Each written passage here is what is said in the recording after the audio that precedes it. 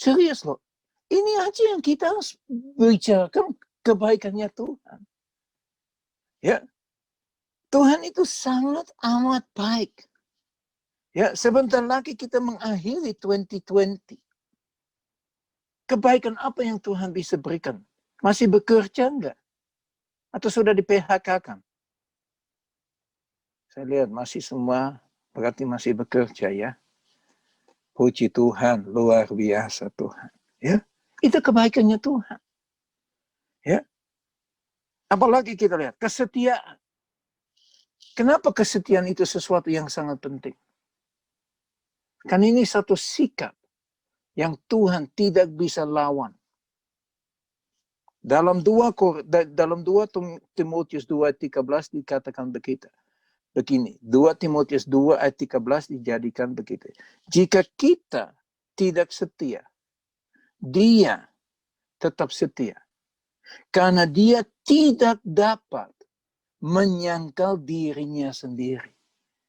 Tuhan tidak pernah dapat menyangkal dirinya sendiri, saudara yang kasih dalam Tuhan Yesus. Jadi Tuhan sampai kapanpun setia.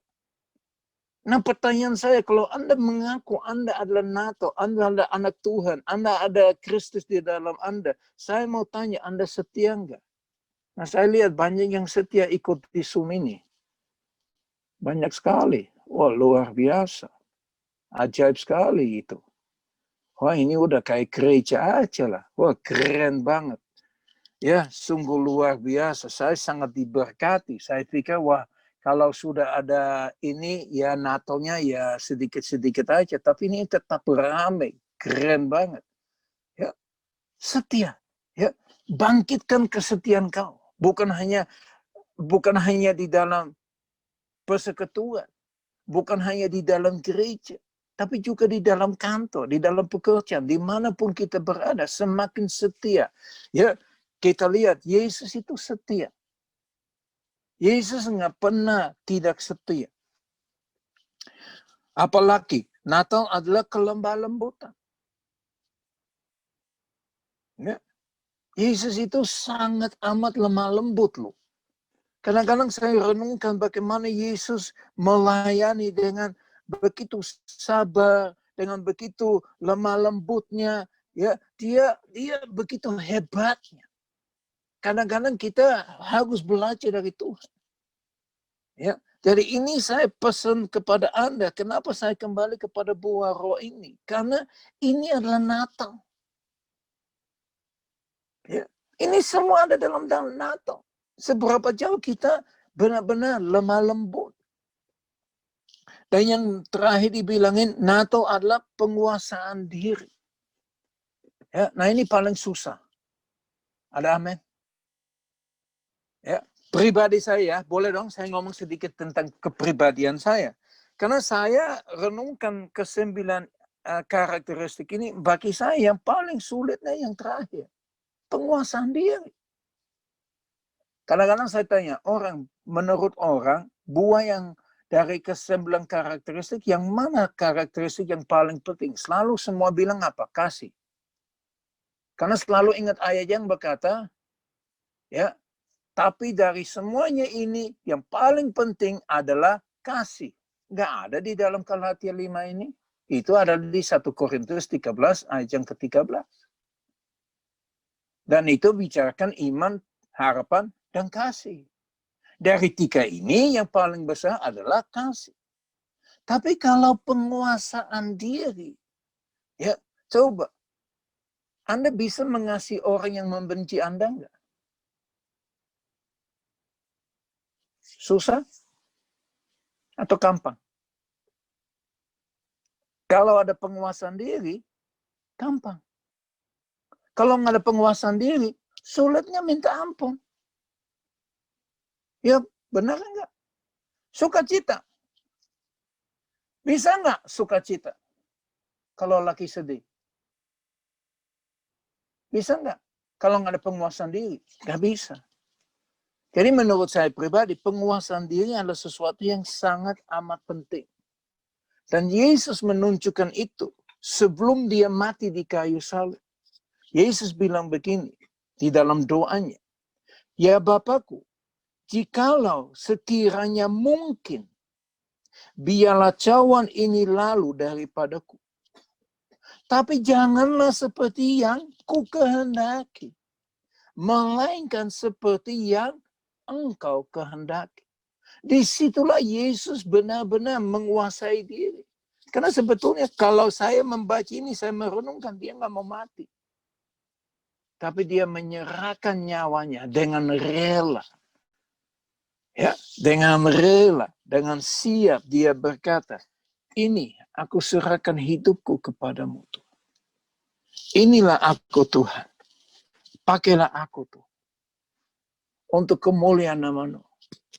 Bapak Ibu Saudara yang kekasih dalam Tuhan Yesus Kristus. Seberapa jauh kita benar-benar menjadi Natal. Coba kita renungkan sekenapnya. Apakah kasih itu ada di dalam hidup kita? Apakah kita sungguh bisa mengasihi semua orang? Apakah kita siap menyerahkan nyawa kita untuk orang lain? Tadi kita baca itu bukan pilihan loh. Itu nggak ditulis insya Allah.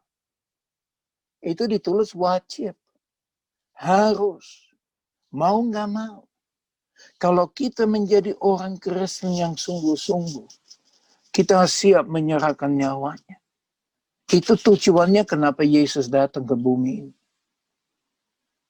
Kristus tinggal di dalam diri kita.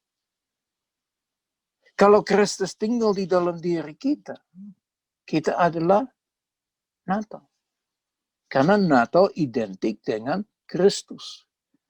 Saya nggak tahu di Indonesia ya. Kalau di New Zealand, banyak yang tempat ditulisnya Xmas. Ada nggak di Indonesia? Xmas. Nggak ada ya. Happy Xmas. Saya bingung, Xmas itu apa?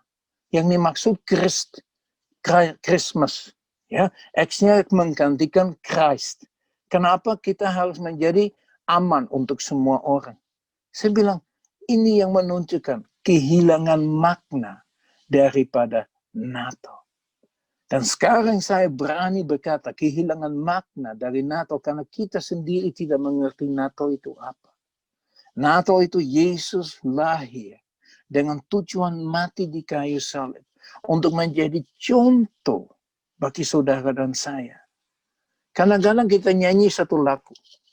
Ku mau sepertimu Yesus, disempurnakan selalu. Amin. Mau nggak? Lagunya bagus, lagunya indah. Saya suka sekali lagu ini. Tapi belakangan ini saya renungkan. Seberapa jauh ku mau menjadi seperti Yesus. Benar-benar menyerahkan hidup saya untuk orang-orang yang lain. Waktu saya baru pulang dari Indonesia, saya balik tanggal 20 Maret, saya balik. Saya langsung masuk dalam kondisinya lockdown. Tidak boleh kemana-mana, di kamar sendiri. Walaupun istri saya ada, saya nggak boleh ketemu istri. Itu parah sekali loh. Selama 2 minggu nggak bisa ketemu istri. Itu waduh. Ya, jadi saya makan sendiri. Dia masak, tapi saya nggak boleh ketemu sama sekali. Saya harus di kamar sampai pernah polisi tracing saya. Kamu ada di mana? Separah begitunya. Ini benar-benar berat sekali. Tapi saya belajar satu hal di situ. Ya, seberapa jauh saya rela menyerahkan nyawa saya. Apakah saya mau sedemikian rupa membayar harga? Ya, makanya saya habis 2 minggu, aku senangnya luar biasa bisa ketemu. Walaupun sudah ada sama-sama loh saudaranya. Satu rumah. Ya, tidur pisah. Bukan cerai loh. Jangan bilang, wah pastor masalah itu cerai. Enggak. Ya, tapi karena ini tujuannya dari pemerintah sini tidak boleh bersama. Dalam hatiku kecil bilang, wah pemerintah mana tahu saya tidak bersama istri saya. Gak akan tahu. Tapi ya saya tetap taat dan tunduk kepada otoritas yang ada. Ya, tapi disitulah saya belajar. Apakah saya siap menyerahkan nyawa saya dengan harus bayar harga untuk tidak bisa bertemu bersama-sama. Ya, nah ini sama. Seberapa jauh kita serius menjadi orang Natal? Apakah ada di sini orang yang Natal? Apakah ada yang di sini yang berani berkata, saya adalah Natal? Ayo coba. 3, 2, 1. Saya adalah Natal. Nah, semua speaker dijalanin. Biar saya bisa dengar, karena saya cuma lihat mulutnya bergerak. Itu belum tentu bersuara. Ada yang belum. Ayo, yang belum. Tes. Kita semua. Tes. Tes. Oke. Siap? Siap. Siap. Siap. Oke. Siap. 3, Siap. 2, 1,5, 1. Saya Dia Iya. Adalah adalah Natal. Natal. Iya, adalah Natal. Lihat bagi Tuhan. Haleluya. Iya. haleluya. Puji Tuhan. Nah, ini memang Bapak Ibu Saudara yang kekasih dalam Tuhan Yesus, ini sesuatu yang serius loh. Saya terima pesan yang disampaikan, tema yang disampaikan dengan serius. Dan saya renungkan bahwa karena Kristus ada, saya ada. Karena Kristus ada, Anda ada. Karena Kristus ada, PDPK ada. Karena Kristus ada, kita tetap saling mendukung, saling mendorong, saling menguatkan supaya Kristus lebih besar. Mari kita berdoa.